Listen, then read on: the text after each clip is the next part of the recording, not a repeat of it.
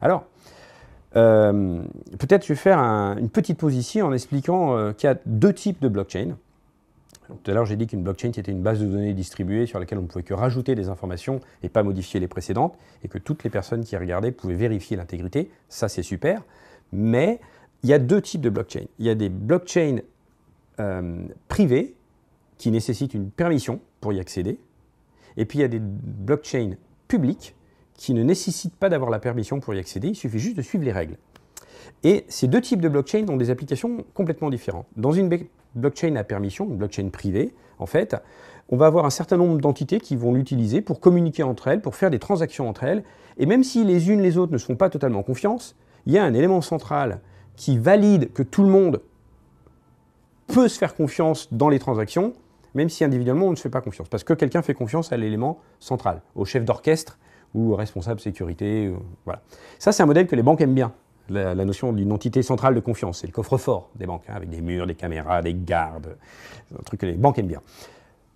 Dans un monde de type blockchain public, le principe est complètement différent. On a un certain nombre d'entités qui communiquent entre elles, qui ne se connaissent pas, qui ne se font pas confiance, mais en utilisant un mécanisme très particulier, Bitcoin en a inventé un, d'autres blockchains, Stellar en inventent un autre, Ethereum en invente encore un autre, un mécanisme qui fait que quand on confie une transaction à la blockchain, même si je ne connais pas les individus qui vont s'en occuper, les machines qui vont s'en occuper, même si je ne leur fais pas individuellement confiance, je sais que je peux faire confiance à l'ensemble du réseau pour que la transaction soit traitée convenablement. C'est un vieux problème mathématique qui s'appelle le problème des généraux byzantins.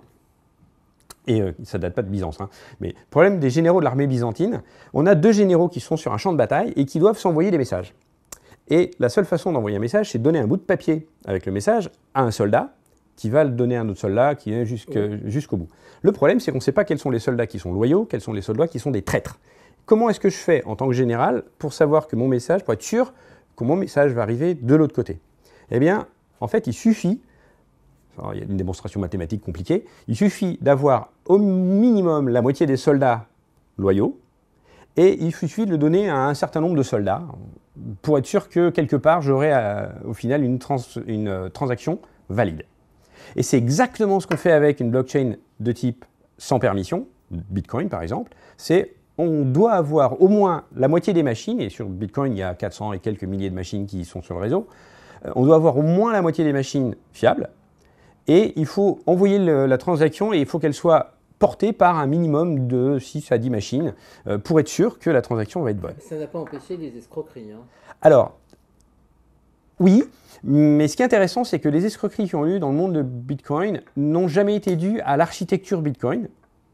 Jamais personne n'a craqué Bitcoin, n'a cassé Bitcoin. C'est plus le fait que c'est un problème de confiance. Pour faire des transactions sur Bitcoin, il faut avoir une clé, une adresse cryptographique, en fait. Et cette adresse cryptographique, elle est composée de deux parties. Une adresse publique, que je peux donner à n'importe qui, et qui va servir à m'envoyer de l'argent. Si je vous donne ma clé Bitcoin publique, n'importe qui peut m'envoyer de l'argent, super. Et par contre, pour utiliser cet argent, il me faut une clé qui, elle, par contre, doit être absolument privée. Uniquement, moi, je la connais. Cette adresse va me permettre ou de récupérer mes bitcoins, ou de faire des transactions avec et de les signer, ces transactions, pour dire, je suis bien le propriétaire de ces bitcoins, je les envoie à telle personne. Le problème de cette clé privée, c'est que si on la perd, on n'a plus aucun accès à ces bitcoins. Et donc, il y a pas mal de gens qui se sont dit, mais les gens vont perdre leurs clés, comment on peut faire? Eh bien, on va être une banque à clés. On va stocker les clés pour les gens, et puis, s'ils en ont besoin, on leur redonne.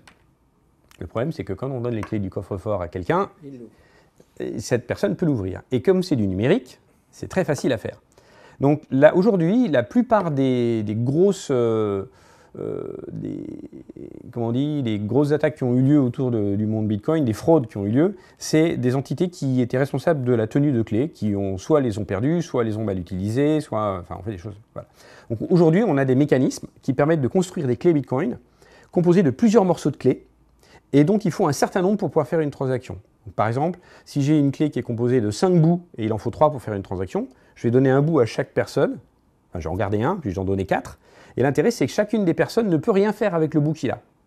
Mais si je veux faire une transaction, je prends mon bout, celui qui est... alors mon bout, il peut être sur un bout de papier ou dans ma tête, un bout qui est dans mon téléphone, et puis peut-être un bout qui est dans une entité tierce qui fait des transactions pour moi. Et tout ça, ça va très vite, c'est relié par Internet, et je fais ma transaction. Par contre, si je perds un bout, le mien, je vais aller voir ma banque, et je vais sortir du coffre-fort le bout de papier sur lequel il y a mon bout à moi, enfin, l'un des bouts, et je vais reconstituer ma clé à partir de ces 3 bouts-là. Mais la banque ne peut plus rien faire avec ce morceau, puisqu'elle n'a qu'un seul des 5 bouts, elle. Et il faudrait que 3 de mes partenaires se mettent ensemble pour réunir 3 bouts et faire une mauvaise transaction. Donc ça, c'est un mécanisme de sécurité qui a été créé autour du réseau Bitcoin qui rend ce genre de modèle-là beaucoup plus sûr. Mais tout le monde ne fait pas ça.